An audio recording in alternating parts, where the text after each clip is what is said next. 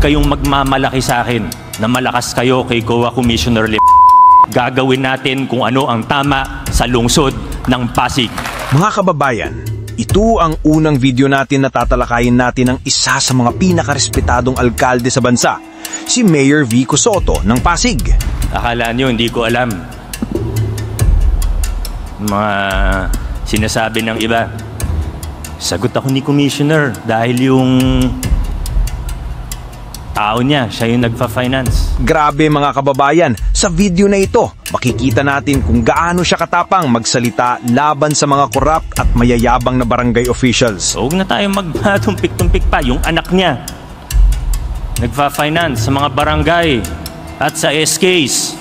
Yung tipong hindi mo aakalain na ganito katindi ang tapang ni Mayor Vico kapag prinsipyo na ng gobyerno ang nakataya. Enough is enough. We will stand up for what is right in the city of Pasig.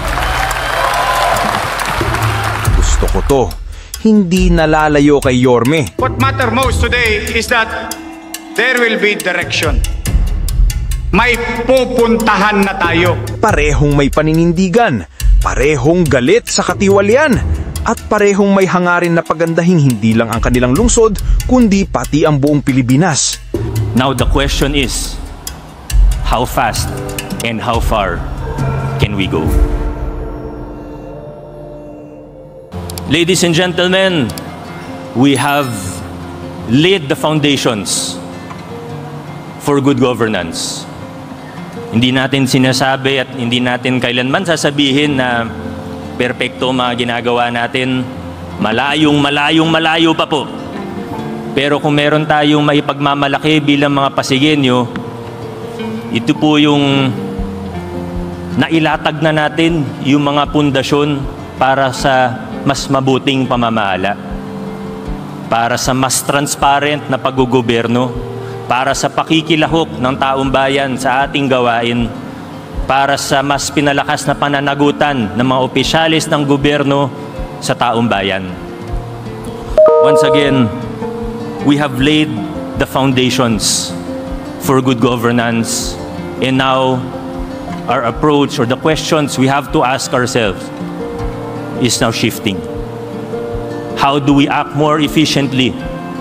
How do we move faster?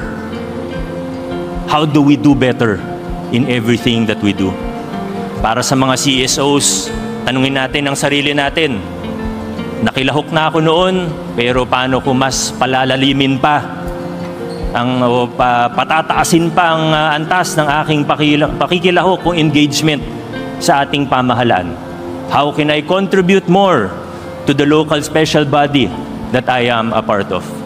Para sa ating mga hepe ng units, opisina, ng departamento, opo, masaya tayo dahil marami tayong accomplishment, pero sana regular nating tinatanong din ng ating mga sarili, nag-i-innovate pa ba ako? Nagsisikap pa ba ako na pagandahin pa ang trabaho ko at ng opisina ko? O naging kampante na ba ako dahil maganda naman yung performance? Pwede ko pa bang pabilisin ang aksyon ng aking opisina? Ano pa ba yung pwede kong gawin? Sa ating mga konsehal, tanungin natin ang ating mga sarili. Lagi pa bang nangingibabaw ang interes ng nakararami? O nahahaluan na ba ng masyado ng politika ang aking mga desisyon, ang mga pulisiya na aking sinusulong? Sa ating mga barangay officials, sama na po natin yung SK, pero lalo na sa ating mga barangay officials, tanungin po natin ang ating sarili. Nakikiisa ba ako sa pagpapatupad ng mabuting paggogobyerno o gumagamit pa rin ba ako ng financer at hawak ko yung pera ng barangay? Ito na po yung mga kailangan natin tanungin sa ating mga sarili. Mula 2019, nagpakilala tayo ng matitinding pagbabago. Muli po, marami sa ginawa natin ay sinabi noon na imposible, na hindi mo magagawa yan, na hindi nyo kayang gawin yan. Pero napagtagumpayan po natin.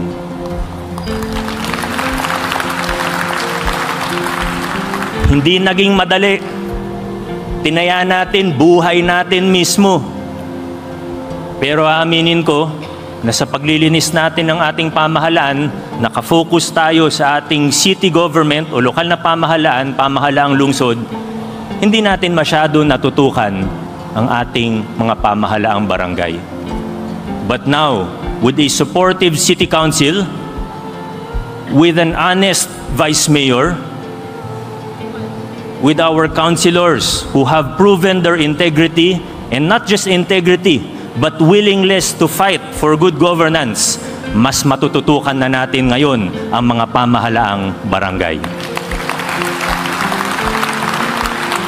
Hindi po ito para sa akin, hindi ito para sa amin, hindi ito para sa kahit sinong isang tao, individual.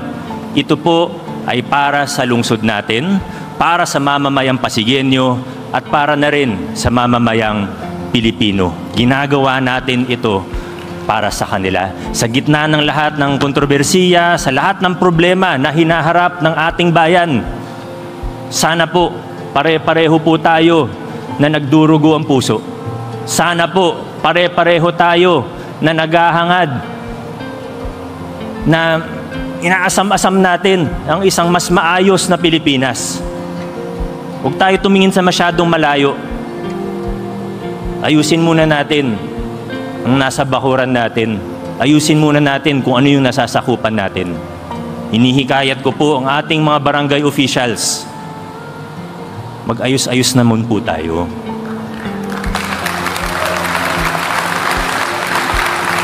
Hindi ko po nilalahat. Marami na akong nakitang mga barangay na maayos, maganda ang serbisyo. Pero wag na rin po tayong maglokohan.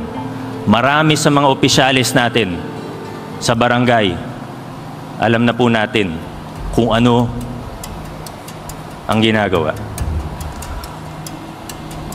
Huwag kayong magmamalaki sa akin na malakas kayo kay COA Commissioner Lipana. Gagawin natin kung ano ang tama sa lungsod ng Pasig.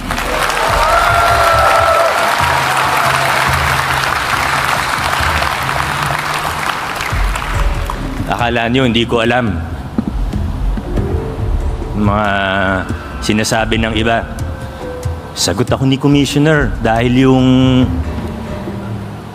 tao niya, siya yung nagpa-finance. Huwag na tayong magtumpik-tumpik pa. Yung anak niya, nagpa-finance sa mga barangay at sa SKs. Enough is enough. We will stand up for what is right in the city of Pasig.